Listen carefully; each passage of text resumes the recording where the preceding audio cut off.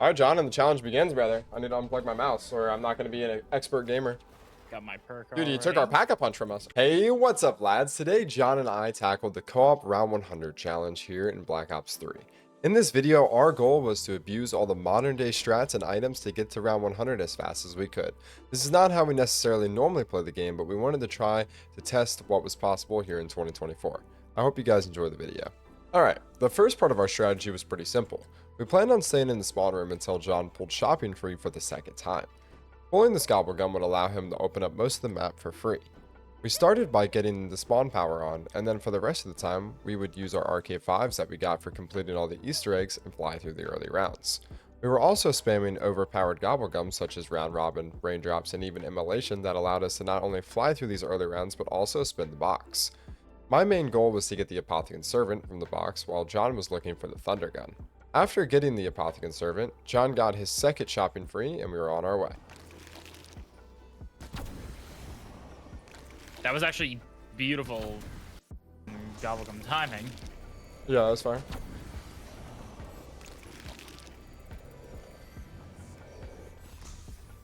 While he was busy opening the map, I activated the Horizon Drag / Kino power and turned on anti-gravity. Rounds, we need to be killing every single zombie as soon as we see it. There's no optimization of points or anything like that. We're just trying to kill everything. I grabbed the chalk right here, which will be handy later, and I got our first shield part.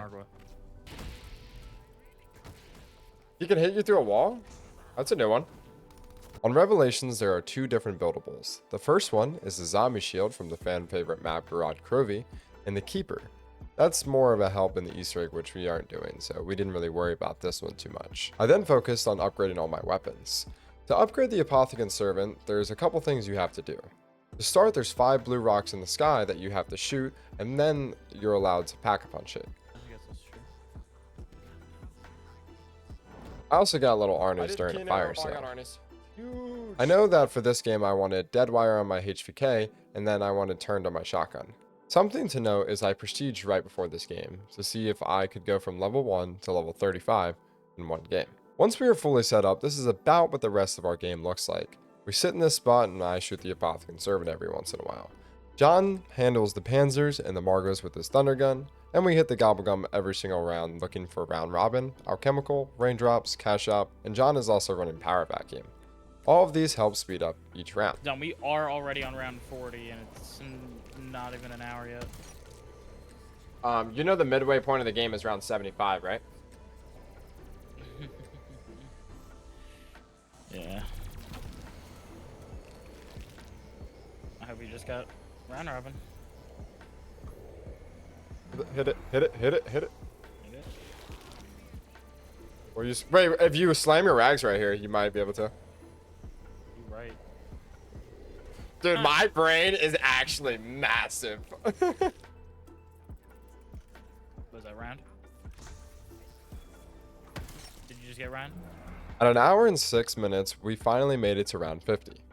We're halfway there, right? Well, for those that don't really know, the middle point in a round 100 run, time-wise, is usually around 75 to 80, but we still had a long way to go.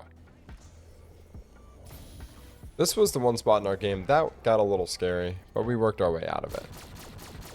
We're not in a good spot right now. Oh my.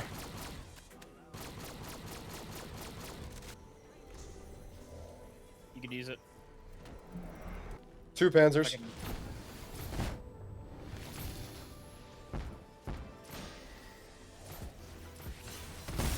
Hey, what's going on, Stam? Dude, I love your name. I just want to say that. Stamming Up is the best perk in Call of Duty. Used it for about 5 minutes, guys. By the way, I just wanted to let you know that Keepers and Furies don't spawn if you guys stand in the left next to the trap switch. Really? Is that why people stand over here? I actually didn't know that. At this point in the game, a former high round speedrunner came into my chat and told us that if we stood alongside this wall, then the Furies and Keepers won't spawn, making our rounds go even faster. We played comfortably until the round 83. I was getting most of the kills, leveling up pretty quickly, while John was handling the bosses such as the Panzer and the Margwa. At this time, John actually had something in real life that he had to get to. We started the game a little bit later than expected, meaning that he wasn't going to be able to play the rest of the game out with us. If you remember the chalk that we grabbed earlier in the game, we can now use this to move different quotes on the walls around the map until they are in their respective spots. Doing this unlocks a few things for us. It gives you access to the M1927 wall buy inside of Der Eisendrache, and it also allows you to put a weapon down in the table in Nocturne Toten.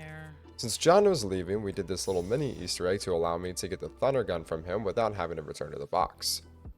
From here, I was going to have to play the rest of the game solo. The big downside of this is, if you guys do not know, there's actually a multiplier for how many zombies there are each round based on how many players there are in the game.